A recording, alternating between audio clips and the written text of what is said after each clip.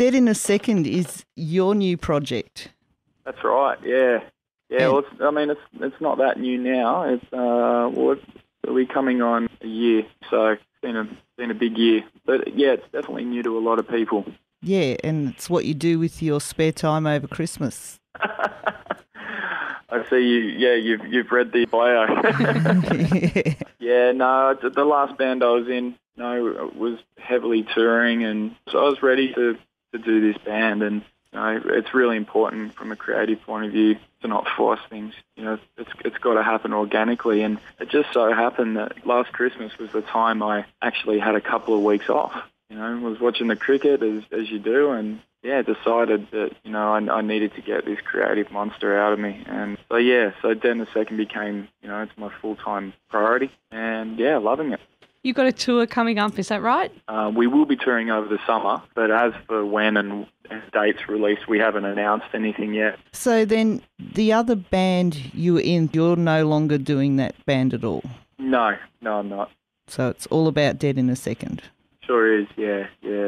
That actually became quite a big part of your lifestyle, didn't it? You were sort of living and working in the same spot in your home studio? Yeah, I still am. It's crazy. Like, I'm sitting here now talking to you, and it's almost like it's a double-edged sword having a studio at home, because, one thing is it's really great. You don't have to travel to a studio, or you don't have to go overseas to record. But the other thing is, having it at home, it never escapes you. And, so that's something I'm trying to balance.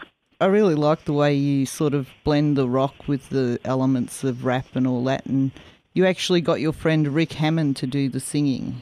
Yeah, sure did. Rick's just a genius with that stuff. It sounds like there's three singers. He's very good at what he does. He's great to write with, and he's a great human. And I've always said your personality comes out in your playing. And I'm not saying he's got three personalities, but he's very talented. And you play guitar. You have a drummer and bass player now, but you actually did all the instruments on the recording. Yeah. Well, at the time, we didn't have the whole band. It was a band, and doing interviews, and I was talking about the band as a band, but it was actually just myself and Rick. And we were always going to get members, but it just the time, what we were doing, just didn't allow it. So, but now we've got a fantastic drummer called Dan Murray, and our bass player Justin Wyatt. These guys are just the missing links of us. That it just fits. It's really, really great. Like I said, there's a real beautiful spirit about the band, and you can feel it in the room. When we're playing. So the roof's about to fall down. It's insane. The chemistry is just it's oozing. We're very lucky to have that. And the EP Maritimo debuted at number 3 on the iTunes rock charts. Yeah. So people can get hold of it on iTunes, obviously. Yeah, yep. You can get all our music on iTunes.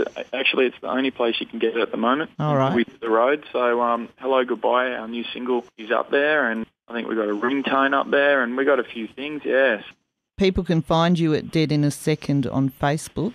They sure can. Yeah, I think there's only one Dead in a Second in the world, which is good. Yeah, no, I think we're pretty easy to find. Where did the name come from? It actually came on New Year's Eve. Yeah, I was reflecting on the year, and speaking to some friends, and I just realised how quickly things can be over. And Dead in a Second is by no means violent or aggressive. It's just a name. That's all it is. But what the name represents is it can be over in a second. So start living, and that's how we feel. And that's what a lot of the subject material is about, in the songs. It is a really good name, actually. It's really striking. Well, it's better than calling it Over in a Second, because that wouldn't be good for marketing. So it wouldn't look too good if we went out on our first tour and it was called Over in a Second. But no, Dead in a Second, I don't know, like I said, I keep talking about the spirit of this band, but it actually feels like it's the most accurate name to describe who we are and our music, rather than just pulling out of a name out of a hat and going, we'll become that. That's not it at all. This is far deeper than that. We're musicians, so we're all sensitive some way.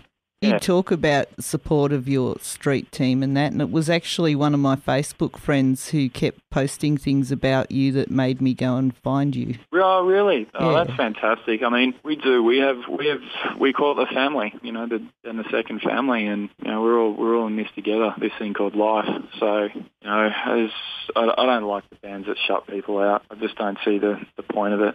We've got the attitude more the merrier. You want to get involved? Well, come get involved. It's all good. We love the support of our street team. They're really fantastic, and you know what? They're more dedicated than some musicians. They really are. They really love music, and that's what it's about. That's why they do it. The only reason they do it. They love music. That's what drives them, and that's a really beautiful thing. So all credit to them, and we're the lucky ones.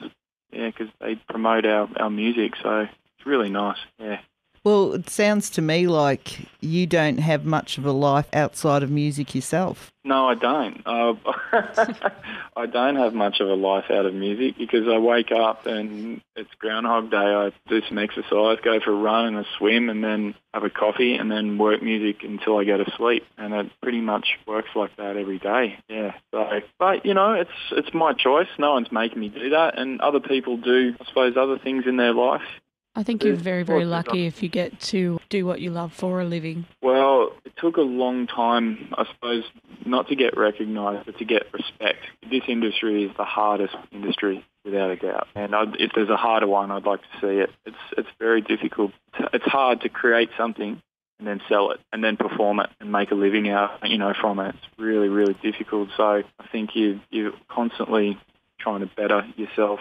Well, I know you haven't actually got, a secured tour for Australia yet, but are you thinking about heading overseas anywhere? Yes, definitely. This band's I think it's got a somewhat kind of international sound about it. I think because of the hybrid mix of, the rock and the rap kind of thing that you mentioned, that a lot of people overseas, they like that style of music. Mm. When you debuted at number 3 on the rock charts, was that the Australian ones or international? Yeah, no, that was Australian. Not a lot of people know about us overseas, so that's part of touring as well. You got to get out and get discovered. Yeah. Well, what would you like your fans to know about your band? Probably the whole spiritual side that I was talking about. Maritimo, it means relationship with the maritime, Spanish, so relationship with the ocean. And, we're just a bunch of guys that love our family and love music, so that's all we want to do. We don't want to be successful to be rock stars. We want to be successful because our music's good.